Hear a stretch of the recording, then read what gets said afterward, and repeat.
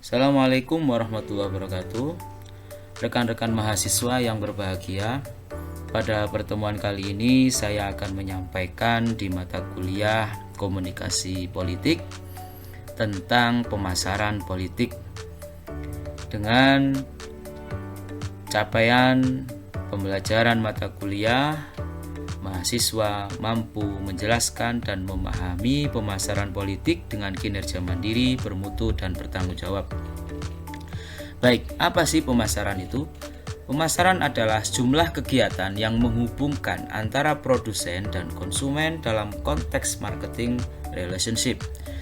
Kegiatan untuk menjual produk berupa barang dan jasa, kegiatan dalam rangka meyakinkan konsumen akan keunggulan produk yang ditawarkan dibandingkan dengan produk-produk lainnya.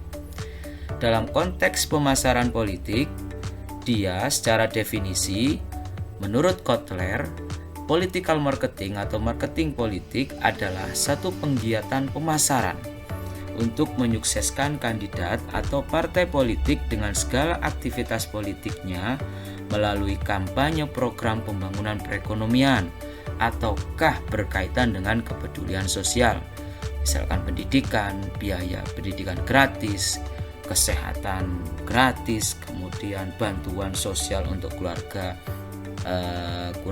keluarga harapan dan sebagainya. Menurut Firmansyah, marketing dalam kajian atau aktivitas politik dapat membangun hubungan antara para politisi atau kandidat pemimpin dengan pemilihnya atau yang biasa disebut dengan konstituen atau masyarakat umum, masyarakat pemilih. Sementara menurut Harun, pemasaran politik adalah penerapan konsep dan metode marketing ke dalam dunia politik di mana marketing ini diperlukan agar menghadapi persaingan dalam memperebutkan pasar atau market yang dalam hal ini mereka adalah pemilih.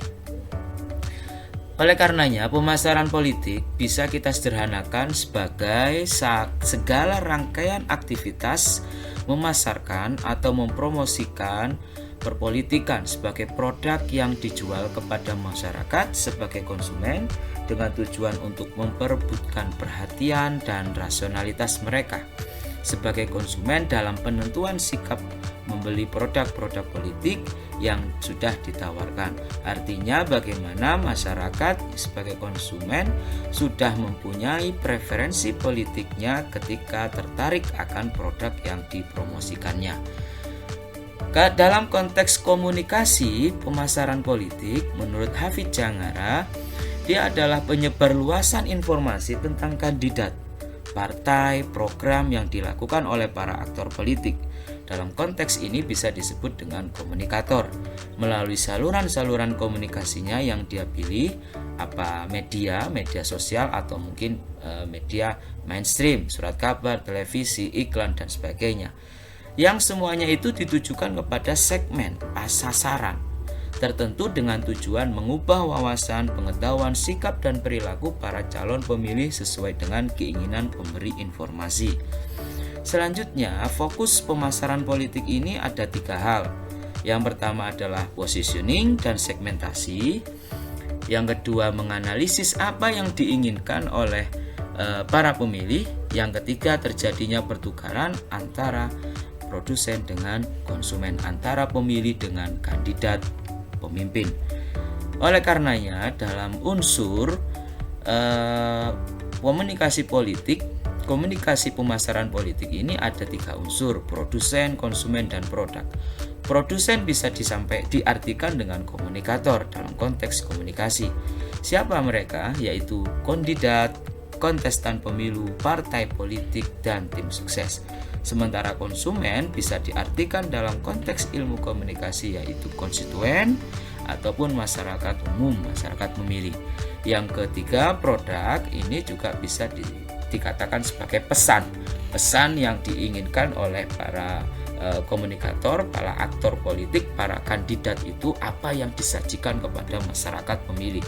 Apakah figur politiknya, ide gagasan, atau juga dalam bentuk program. Oleh karenanya, strategi pendekatan pasar politik ini tidak bisa lepas dari 3 hal. Yang pertama, push marketing, artinya bagaimana pemasaran politik itu sengaja dilakukan untuk mendorong masyarakat pemilih agar mau mencoblos kandidat yang sudah dipromosikannya. Yang kedua, pass marketing, artinya bagaimana ini bisa menggunakan tim sukses atau influencer. Bisa saja bisa menyewa buzzer dan sebagainya. Yang ketiga adalah pull marketing, di mana partai politik atau kandidat pemimpin itu bisa menitik beratkan pada konstruksi image politiknya, image personalitinya dan sebagainya. Oleh karena itu, dalam pemasaran politik tidak bisa lepas dari 4 hal. Yang pertama, promotion, product, place, dan price. Promotion dalam konteks ilmu komunikasi politik, maksud saya tidak bisa diartikan sebagai party platform atau platform partai itu, konsepnya, identitas ideologinya, program kerjanya apa, atau mungkin bisa disajikan, dipromosikan kepada masyarakat pemilih, yaitu past recordnya, catatan masa lalu yang itu bersifat positif, yang dijadikan produk politik untuk bisa ditawarkan kepada masyarakat pemilih. Apakah program yang sudah sukses, dia mantan bupati yang sukses, dia mempunyai catatan program yang berhasil dan sebagainya. Yang ketiga adalah personal karakteristik, di mana konteks ini bisa diartikan sebagai citra, simbol, dan kredibilitas seorang kandidat bisa dimanfaatkan sebagai produk yang bisa dipromosikan. Yang kedua adalah promotion. Promotion ini bisa bekerja sama dengan agen iklan untuk membangun slogan, citranya, jargon. Kemudian dia juga bisa mengajak para konstituen, para penggemarnya, para calon pemilihnya berkumpul bersama dalam konteks kampanye atau temu kader atau tablik akbar ya. Tablik akbar. Yang ketiga, promosi politik itu tidak bisa dilakukan mendekati pemilu, tetapi justru dilakukan kampanyenya secara terus-menerus atau continue. Yang selanjutnya adalah price, harga. Di sini kampanye tidak bisa lepas dari hal harga ekonomisnya, harga psikologisnya, dan citra. Ekonomis bagaimana sebisa mungkin biaya kampanye ditekan, tapi mendapatkan efektivitas calon pemilih yang banyak. Artinya elektoral tetap meningkat, tetapi kampanye itu juga menekan biaya produksinya. Yang selanjutnya adalah psikologis. Di sini melihat bagaimana masyarakat mempunyai persepsi publik yang ini bisa dimanfaatkan sebagai daya tarik untuk dijadikan harga tertentu. Yang ketiga dalam konteks ini adalah citra nasional. Apakah dia mempunyai figur publik yang baik ataupun tidak. Yang selanjutnya adalah place atau yang biasa diartikan penempatan. Dalam konteks komunikasi politik diartikan sebagai segmentasi pemilih. Ini kita bisa memetakan struktur karakteristik masyarakat yang mana yang akan dijadikan sebagai sasaran kita, ya, targeting kita. Apakah bisa dilihat dari sudut geografisnya, demografis, atau keberpihakan pemilih.